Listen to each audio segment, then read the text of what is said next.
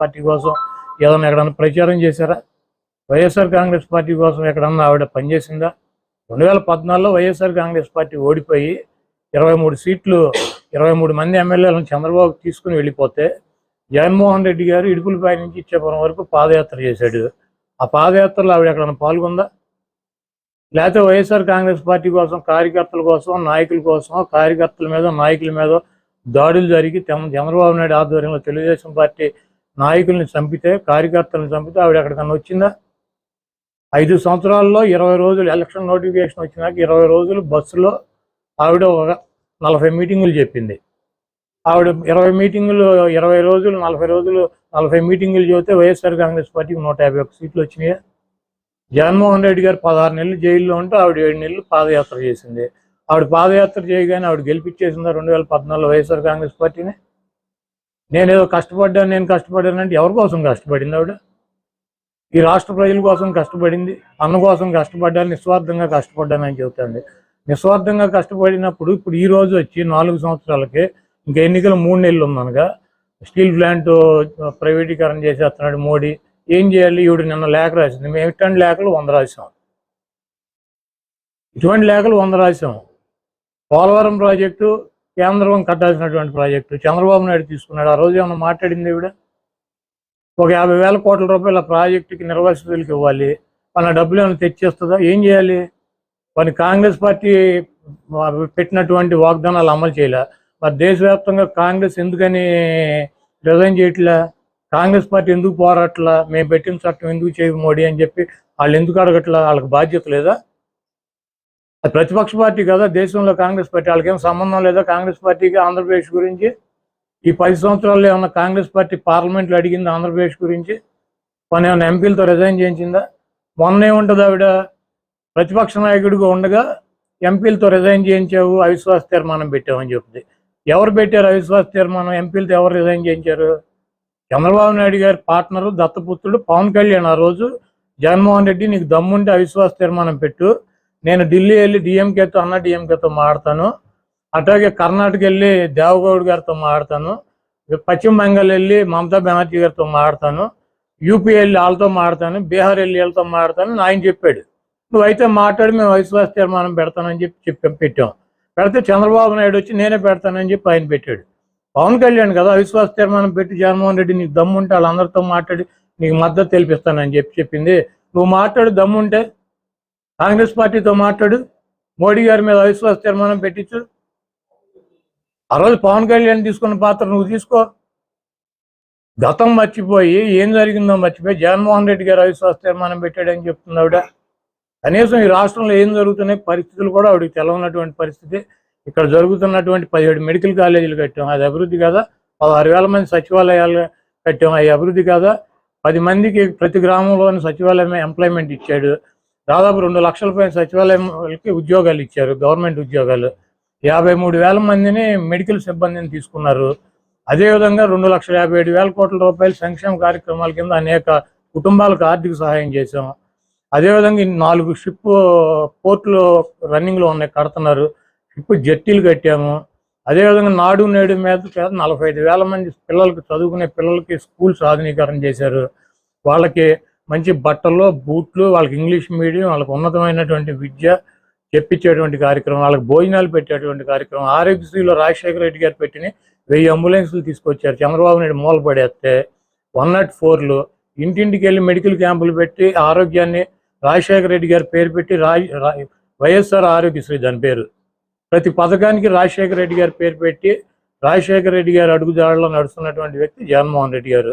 మీకేమన్నా తగాదాలు ఉంటే మీకేమన్నా పర్సనల్గా మాట్లాడుకోండి. ఊరిని ఆ కాంగ్రెస్ పనికిమాలిన పార్టీలో చేరి రాష్ట్రాన్ని సర్వనాశనం చేసి విడగొట్టినటువంటి ఆ కాంగ్రెస్ పార్టీలో చేరి ఆ పనికిమాలినటువంటి తీసేసిన తహసీల్దారులాగా ఆ 10 మంది పనికిమాలిన నాయకులను వేసుకుని రాజశేఖర రెడ్డి బిడ్డ అని తెలంగాణలో ఆయన పరువు తీసి ఆయన పేరు మీద పార్టీ పెట్టి ఆ పార్టీని తీసుకెళ్లి మూసీ నది లాంటి కాంగ్రెస్ పార్టీలో కలిపి ఇక్కడికి వచ్చి జగన్మోహన్ రెడ్డి గారి మీద నిందలో జగన్మోహన్ రెడ్డి గారిని విమర్శిస్తుంది. ఇదంతా కూడా మంచి పద్ధతి కాదు.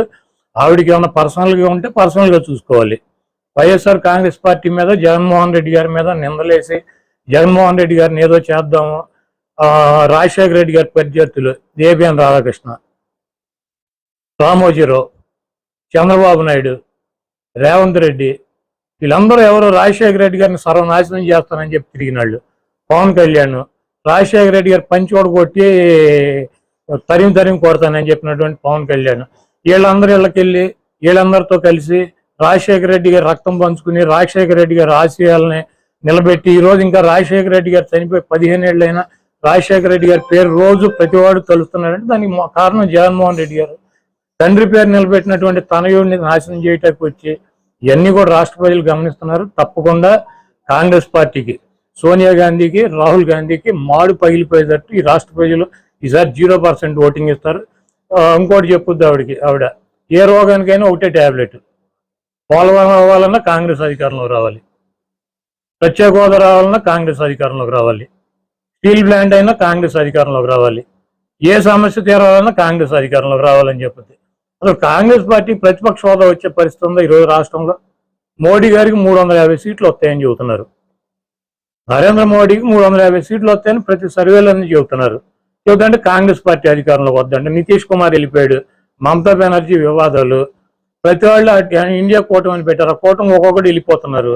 ఈరోజు కాంగ్రెస్ పార్టీ ఏంటి అధికారంలోకి వచ్చే? రాహుల్ గాంధీ అక్కడ ఎంపీకి గెలుస్తాడా? మన యూపీలో ఓడిపోయాడు. ఈసారి సోనియా గాంధీ, రాహుల్ గాంధీ అసలు ఎంపీలకు గెలిచే పరిస్థితి ఉందా? అదే తీసేయడానికి సిద్ధంగా ఉన్న పార్టీని దాన్ని పట్టుకొచ్చి డిస్పోజల్ పార్టీని రాహుల్ గాంధీ మొదటి సంతకం పెడతాడంట. ఎక్కడ పెడతాడు మొదటి సంతకం? ఎక్కడ పెడతాడు? ఆ ఎంపీ కూడా కాడు. ప్రధానమంత్రి రాహుల్ గాంధీ అయ్యే పరిస్థితి ఉందా? మనం బతికుండగా రాహుల్ గాంధీని ప్రధానమంత్రిగా చూడగలమా ఈ దేశంలో? అది తీసేసిన పార్టీ 30 రాష్ట్రాలు ఉంటే కనీసం 25 రాష్ట్రాలు అసలు ఆ పార్టీనే లేదు. రాహుల్ గాంధీ ప్రధానమంత్రి అవుతాడు. రాహుల్ గాంధీ ప్రధానమంత్రి కాదు, ఎంపీ కూడా అవడు. రాష్ట్రంతా అక్కడ పెట్టారని విమర్శిస్తారు.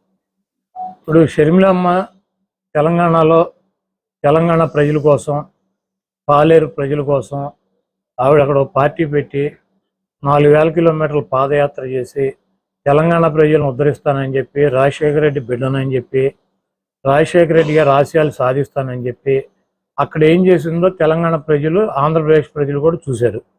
అక్కడ ఆవిడకి 0% ఓటింగో లేదా 1% ఓటింగ్ ఉండేది. ఆ పార్టీ ఇంకో 0 ఓటింగ్ ఉన్నటువంటి పార్టీలు విలీనం చేసి ఇక్కడికి వచ్చి ఆవిడ మళ్ళీ ఇక్కడ కూడా సేమ్ డైలాగులు, ఆంధ్రప్రదేశ్ కోసమే పుట్టాను, ఆంధ్రప్రదేశ్ ఉద్ధరిత పుట్టాను. ఇప్పుడు వైజాగ్లో స్టీల్ ప్లాంట్ గురించి 4 సంవత్సరాల నుంచి గొడవ జరుగుతుంది. ఆవిడేమైంది 4 సంవత్సరాల్లో? 4 సంవత్సరాల్లో ఏమైంది? పోలవరం ప్రాజెక్టు ఇప్పుడు గుర్తొచ్చింది ఆవిడికి. పోలవరం ప్రాజెక్టు ఇప్పుడు గుర్తొచ్చింది ఆవిడికి. ఇవన్నీ కూడా రాజకీయంగా ఏదో రకంగా ఒక పదవిలోకి రావాలని చెప్పి కాంగ్రెస్ పార్టీ ప్రాపకం కోసం జగన్మోహన్ రెడ్డి గారి మీద నిందలేస్తూ తిరుగుతుంది. ఆవిడ పార్టీ కోసం కష్టపడ్డాను, పార్టీ కోసం ఇది చేశాను, అది చేశానని చెప్తుంది. ఆవిడ డెఫినెట్గా వైఎస్ఆర్ కాంగ్రెస్ పార్టీ కోసం, జగన్మోహన్ రెడ్డి గారి కోసం, రాజశేఖర రెడ్డి గారి కోసం, ఆవిడ కుటుంబం కోసం ఆవిడ కష్టపడి ఉండొచ్చు. అయితే ఆవిడ 2014 ముందు 2012లో జగన్మోహన్ రెడ్డి గారు జైలుకి వెళ్ళినాక సెప్టెంబర్లో పాదయాత్ర చేసింది. ఆవిడ 4000 కిలోమీటర్లు నడిచాను ఉంటుంది. అప్పుడు వైసీపీ అధికారంలో వచ్చింది. ఆవిడ నడిచినప్పుడు 2019 నుంచి 2014 నుంచి 2019 దాకా ఎలక్షన్ జరిగినటువంటి 20 రోజులు తప్పించి ఆవిడ అక్కడ ఉన్న వైఎస్ఆర్ కాంగ్రెస్